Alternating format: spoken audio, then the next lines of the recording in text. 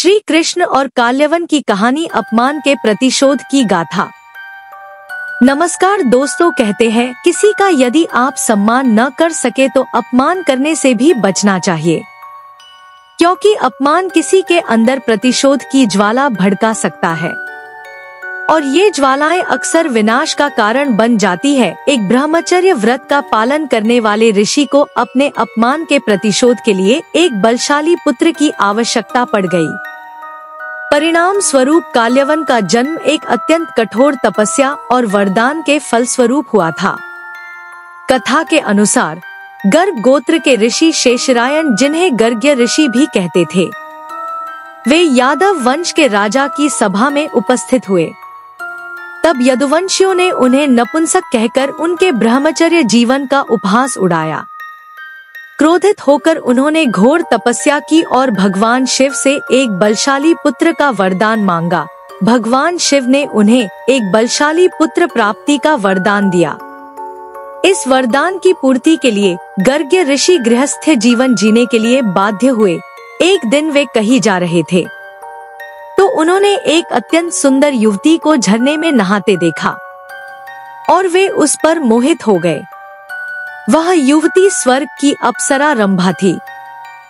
दोनों ने विवाह किया और ऋषि गर्ग्य और रंभा के मिलन से काल्यवन का जन्म हुआ। दोस्तों, मनोविज्ञान कहता है कि एक जीव को दोषी ठहराना निराधार है, क्योंकि उसकी मनोवृत्तियों का निर्धारण बीज और वातावरण के द्वारा होता है। काल्यवन जन्म से ही एक महाबली और दुष्ट प्रवृत्ति का था, क्योंकि उसके जन्म से पहले ही उसके लिए ऋषि गर्ग्य एक प्रतिशोध का वातावरण तैयार कर चुके थे। वरना एक ऋषि और अप्सरा का इतना बलशाली पुत्र दानव प्रवृत्ति का कैसे हो सकता था। दोस्तों, अपने पिता के अपमान का प्रतिशोध लेने के लिए काल्यवन ने भगवान शिव की घोर तपस्या की और शिव से अजय योद्धा का वरदान प्राप्त किया। काल्यवन को शिवजी ने यह भी वरदान दिया कि वह किसी भी देवता, मनुष्य या असुर के हाथों नहीं मारा जाएगा। इस कारण वह अजय बन गया था। काल्यवन की शक्तियों के विषय में जानकर मगध के राजा जरासंध, जो पहले भी 17 बार मथुरा पर हमला कर चुका था, पर वह स्वयं श्री कृष्ण और बलराम को हराने में असफल रहा, तो उसने काल्यवन को आमंत्रित किया और उसे यदुवंशियों पर आक्रमण करने के लिए प्रेरित किया। काल्यवन भी यदुवंशियों से अपने पिता के अपमान का बदला लेने के लिए मौका ढूंढ रहा था। मौका पाकर काल्यवन ने 30 करोड़ मलेच्छ योद्धाओं की विशाल सेना के साथ मथुरा पर आक्रमण कर दिया। उसके आक्रमण के कारण श्री कृष्ण को यदुवंशियों को सुरक्षित रखने के लिए द्वारका नगरी की स्थापना करनी पड़ी। जब काल्यवन मथुरा पर आक्रमण के लिए आया तो श्री कृष्ण उससे युद्ध करने के लिए मथुरा से बाहर आ गए, परंतु श्री कृष्ण उसे सीधे युद्ध में पराजित नहीं कर सकते थे, क्योंकि काल्यवन को किसी भी मनुष्य, देवता या असुर द्वारा नहीं मारा जा सकता था। श्री कृष्ण युद्ध भूमि से भागने लगते हैं।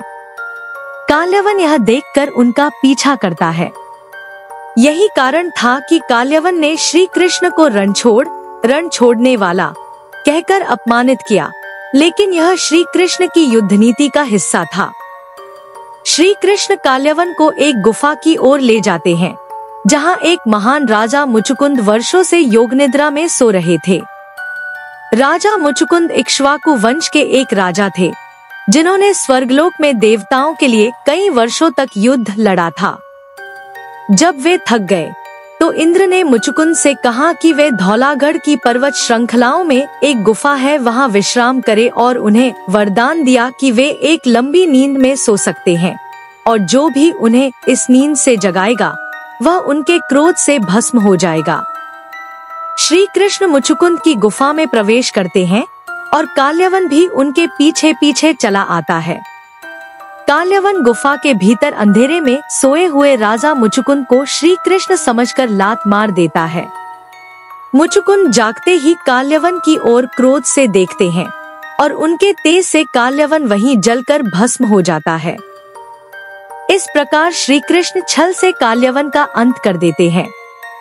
परंतु दोस्तों, शास्त्रों में बताया गया है कि जो व्यक्ति अधूरी इच्छाओं के साथ मरता है वह कभी मुक्त नहीं होता और उसे अपनी इच्छा पूर्ति के लिए वापस धरती पर जन्म लेना ही पड़ता है, क्योंकि अधूरी इच्छा उसे मृत्युलोक में आने के लिए विवश कर देती है। कहा जाता है कि काल्यवन ने अपने अगले जन्म में दुर्योधन के रूप में जन्म लिया ताकि वह महाभारत के युद्ध में श्री कृष्ण खिलाफ लड़े। महाभारत में दुर्योधन का स्वभाव भी काल्यवन से मिलता जुलता था, अहंकारी, क्रूर, अन्यायप्रिय और श्री कृष्ण का विरोधी। वह जीते जी तो अपने पिता का प्रतिशोध पूरा न कर सका, पर उसकी मृत्यु ने उसका प्रतिशोध पूरा कर दिया, क्योंकि जब गांधारी पुत्रों के वियोग को सहन नहीं कर पाई तो गांधारी ने श्री कृष्ण को यदुवंश के समूल नाश का शाप दे दिया, जिसके कारण पूरा यदुवंश मुसल युद्ध में समाप्त हो जाता है। और इस प्रकार काल्यवन अपने पिता गर्ग्य ऋषि के प्रतिशोध को पूरा करता है। इस कथा का सार यही है कि किसी का भी अपमान करने से बचे, सदाचार अपनाएं, क्योंकि अपमान से उत्पन्न प्रतिशोध कुलों का विनाश करने की क्षमता रखता है और यह एक जन्म तो क्या जाने कितने जन्मों के कष्ट का कारण बन जाता है।